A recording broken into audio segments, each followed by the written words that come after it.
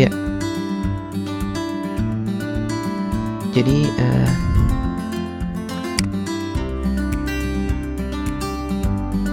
pada gerak lurus itu ada istilah GLB ya. GLB itu gerak lurus beraturan. Nah, kenapa disebut beraturan? Karena kecepatannya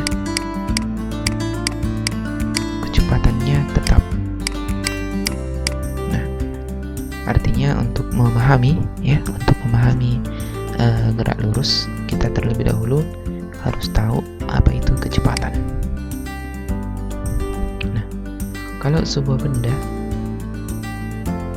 bergerak dengan kecepatan 2 meter per detik, gitu ya. Berarti ini artinya benda itu bergerak atau menempuh jarak 2 meter ya setiap detik.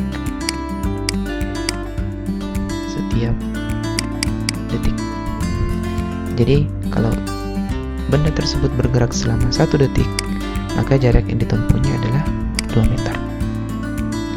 Nah, kalau misalnya benda itu bergerak selama 2 detik ya, jadi setiap 1 detik jaraknya adalah 2 meter. Nah, sekarang kalau waktu tempuhnya 2 detik, maka dia akan bertambah sebanyak 2 lagi, berarti jaraknya adalah 4 meter. Kalau bertambah lagi 1 detik menjadi 3, maka jarak yang ditempuh adalah 6 meter.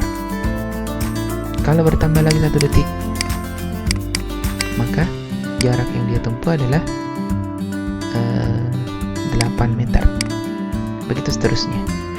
Artinya bisa diambil kesimpulan bahwa kecepatan ini adalah perubahan jarak setiap detiknya.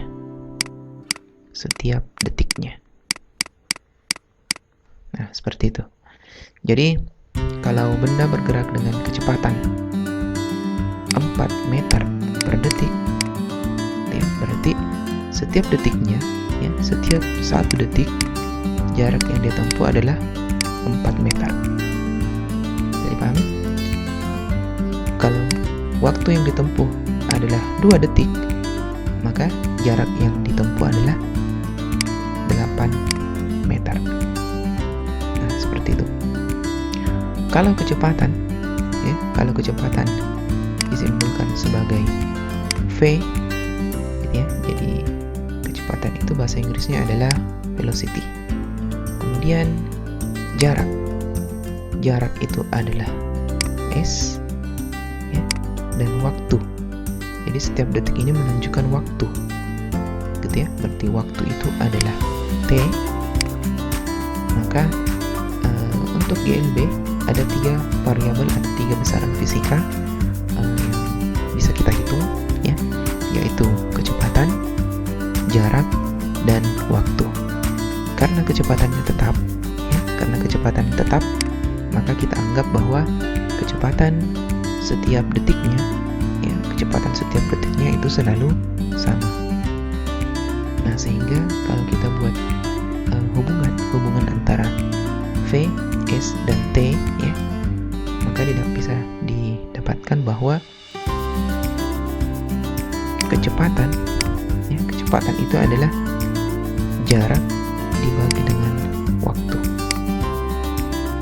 Nah, dari dimensi atau satuan yang kita dapatkan bahwa kecepatan itu satuannya adalah meter per detik. Meter itu adalah satuan dari besaran jarak, sedangkan detik satuan dari besaran waktu. Nah, seperti itu. Jadi untuk memahami persamaan ini ya, untuk memahami persamaan V sama dengan S dibagi T, kita terlebih dahulu harus memahami apa arti dari kecepatan. Seperti ini. Contoh ya. Jadi saya berikan contoh bagaimana menghitung atau menggunakan persamaan dari gerak lurus beraturan.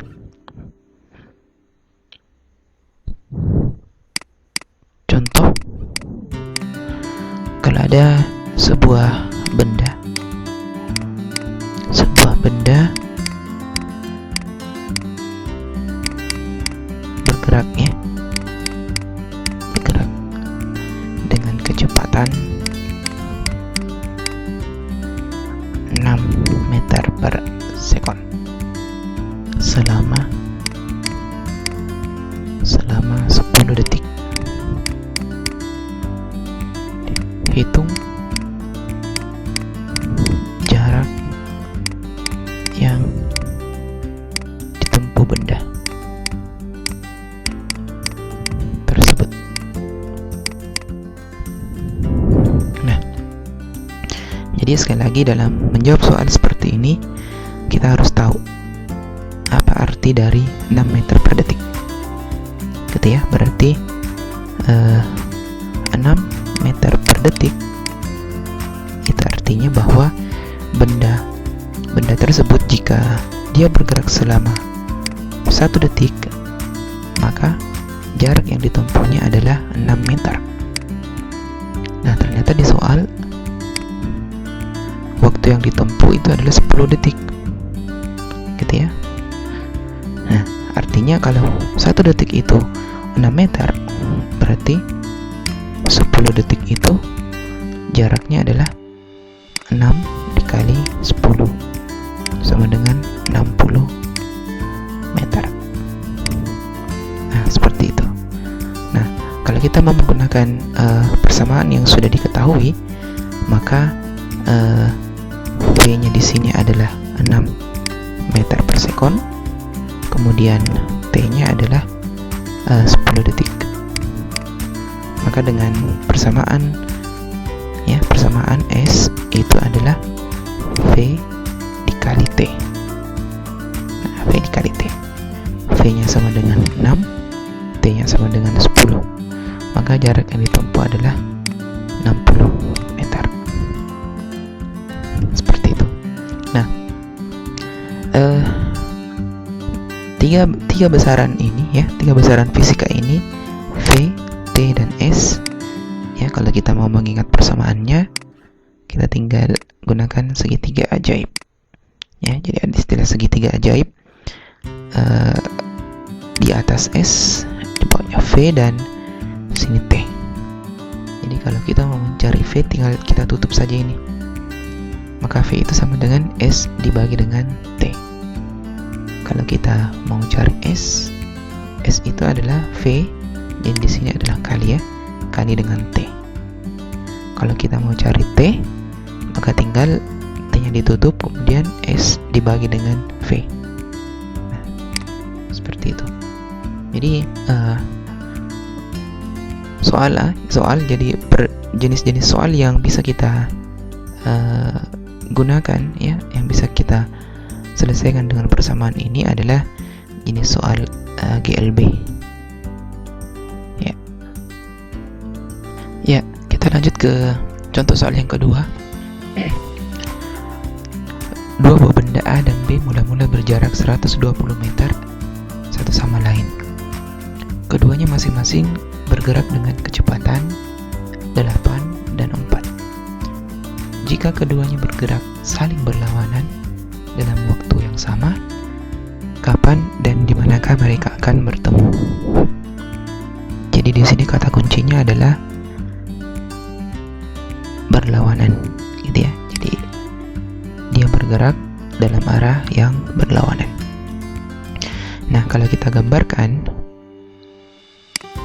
ini lintasannya sejauh 120 meter, kemudian ini A, kemudian ini B. A bergerak dengan kecepatan 8 meter per detik, kemudian B bergerak dengan kecepatan 4 meter per detik. Pertanyaannya kapan? Jadi kapan dan di mana? Jadi kapan itu menunjukkan kemudian di mana, itu menunjukkan pada jarak berapa. Apakah ditinjau dari posisi A, atau kita lihat dari posisi B. Nah, pertama-tama kita cari dulu berapa waktu yang dibutuhkan, atau pada saat waktu berapa A dan B itu saling berpapasan atau bertemu. Ya, jadi sekali lagi kita harus tahu ya, kita harus tahu pengertian dari kecepatan. Jadi B 4 meter per detik, berarti setiap detiknya jarak yang ditempuh B adalah 4 meter, sedangkan A 8 meter per detik. Itu artinya jarak yang ditempuh A setiap detiknya adalah 8 meter. Nah, karena jarak mereka mula-mula adalah 120 gitu ya, berarti setiap detiknya jarak 120 ini berkurang ya, setiap detiknya berkurang. Jadi jarak 120 ini setiap detiknya berkurang sebesar jarak yang ditempuh oleh A dan B. Nah, seperti itu. Nah, jadi setiap detik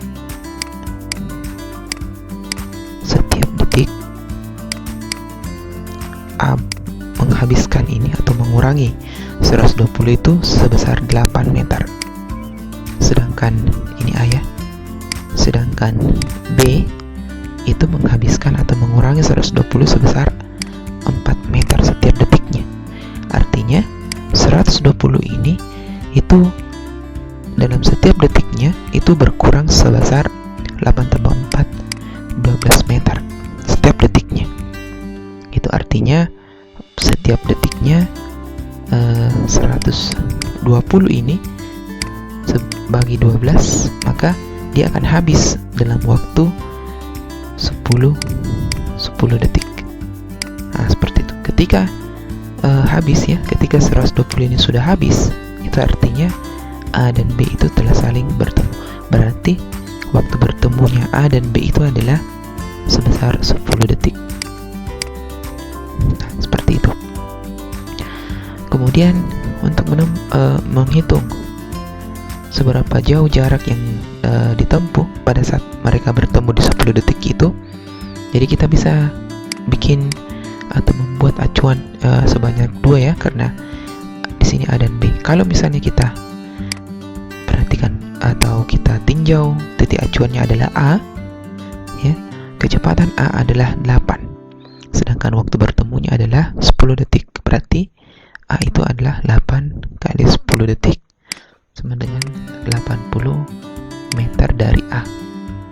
Kalau titik acuannya adalah B, berarti kecepatan B itu adalah 4, sedangkan waktu bertemu mereka adalah 10, berarti 40 meter. Nah, seperti itu. Berarti waktu bertemunya adalah 10 detik, kemudian jarak yang ditempuh oleh A dan B masing-masing adalah 80 dan 40 meter pada saat mereka sudah bertemu. Ya, sekarang soal selanjutnya. Kucing mengejar tikus dengan kecepatan 2 meter per sekon, sedangkan tikus berlari dengan kecepatan 1 meter per sekon. Anggap lintasan yang ditempuh adalah lintasan lurus. Jika awalnya kucing dan tikus terpisah sejauh 6 meter, maka berapa lama waktu yang dibutuhkan kucing untuk menangkap tikus? Jadi sekali lagi kita gambarkan diagramnya ya. Terserah mau kita gambarkan tikusnya atau kucingnya langsung seperti yang sebenarnya ya. Tapi ya tidak usah terlalu repot, digambar saja seperti ini. Nah, ini kucing gitu ya, K, sedangkan ini tikus. Nah, jadi kucing ini berlari mengejar tikus dengan kecepatan 2 meter per sekon, sedangkan tikus itu berlari dengan kecepatan 1 meter per sekon. logikanya ya, logikanya suatu saat nanti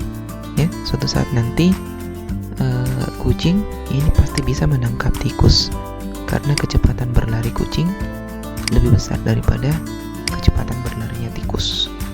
Nah, itu yang ditanya, kapan waktunya? Nah, awalnya kucing dan tikus ini terpisah sejauh 6 meter. Ya. Nah, sekarang kita analisis. Kucing berlari 2 meter per detik, artinya setiap detiknya 2 meter. Sedangkan tikus berlari 1 meter per detik, berarti setiap detiknya 1 meter yang dia tempuh. Artinya kucing berlari 2 meter setiap detiknya, setiap 1 detik. Sedangkan tikus ya, ini tuh tikus berlari 1 meter ya, setiap 1 detik. Artinya kucing ini bisa menyusul atau dapat memperpendek jaraknya sebesar 1 meter setiap detik. Gitu ya. Jadi setiap detiknya kucing itu memperpendek jaraknya dengan tikus sebesar 1 meter. Karena jarak awal mereka adalah 6, berarti waktu bertemu atau waktu kucing dapat menangkap tikus adalah, jadi awalnya adalah 6 meter. Karena setiap jaraknya berkurang sejauh 1 meter setiap detik, berarti 6 itu habis dibagi 6, berarti 6 bagi 1 sama dengan 6 detik kemudian. Nah, berarti 6 detik kemudian kucing dapat menangkap tikus.